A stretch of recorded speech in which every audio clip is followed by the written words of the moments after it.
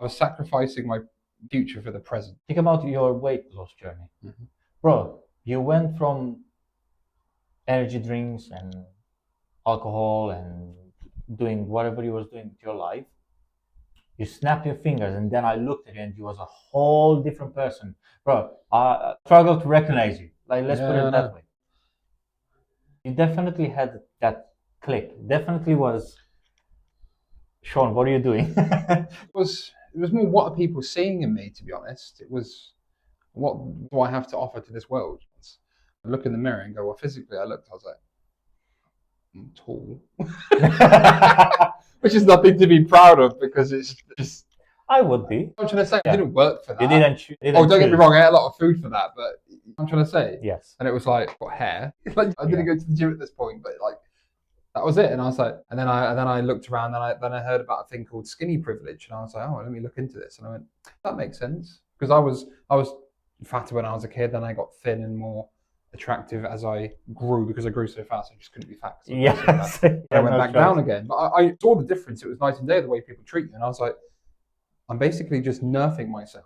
I'm essentially, let's say you're playing a video game, my stats are fucked. I'm trying to say, in an open world game, you go talk to another NPC, they're going to go, away fatty. Whereas if you go there being slim and attractive, not saying I was attractive because I was slim, but I probably was more attractive, or I came to being some resemblance of being attractive. It does benefit. And I was like, I'm literally playing life on difficult mode. And luckily I was tall, thank fuck for that, and I was fairly big. Genetics. Like, I'm just a big person, right? So it helped with that respect thing as a man. It does. I'm not going to pretend it doesn't. Sit down, think about, and inspect everything. Inspect your actions and look at your life, and you did the right thing. It shouldn't have to get to that point, though. It didn't. It shouldn't have to get to the 6 years of food abuse, alcohol abuse. If you actually, like I didn't, like you didn't at one point, actually analyze and just keep yourself accountable, I wouldn't have had to waste all those years and have then all the suffering after that. You knew the results of alcohol, drugs, eating unhealthy. You knew you would get fat and you would be unhealthy, and you knew the results. Yeah, you just ignored the. It's living in the moment. You you ignored the responsible version of yourself. After the next 2 years of abject suffering and pain, for the same amount of years, I'd argue, of whatever the fuck that was. What's the question you're secretly hoping nobody ever asks you because you're scared of the answer, or you're scared of telling someone else the answer, or you're scared of telling yourself the answer? I think if anyone watching this has that question, think of a answer. And if you do have an answer, imagine someone asking you that, answering it and going, but this is what I'm doing. So it's no longer an uncomfortable question. For example, what it would be for me in the past is, so how are you going to get what you want? How are you going to feel fulfilled? How are you going to, and there's lots of questions, but it's all in the same cluster. How are you going to make everyone else happy and proud of you, and look back in the mirror and go, that was good? And if you would have asked me that, I would have been like, I have no idea. If you go to someone and you don't ask them how you're doing, because that's automatically fine, I'm good. That's it. If you go to someone and you ask them, how are you really doing?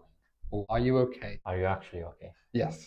Are you okay? I'm good. I think that's a question that will touch people and will make them feel a bit uncomfortable. Because if you don't go and ask someone, how are you? And you ask them, how are you really doing? Are you actually okay? Are you really okay? It makes them think. And then some people might feel uncomfortable. Some people might open and be like, actually.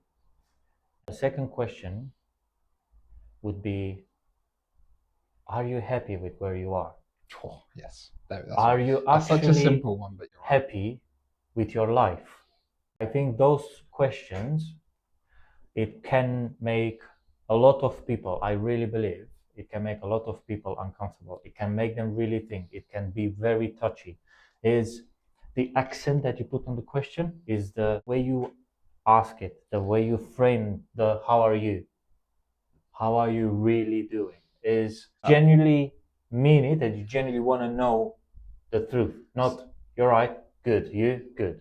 So that would be your answer to, if you could ask every man one question, what would it be? If you carry on the way you are, will you be happy with the future version of yourself? Are your actions and behaviors right now, today, turning you into the person you'd like to be? If That's the a good answer is question. no, probably think You about probably need to sit down and have a chat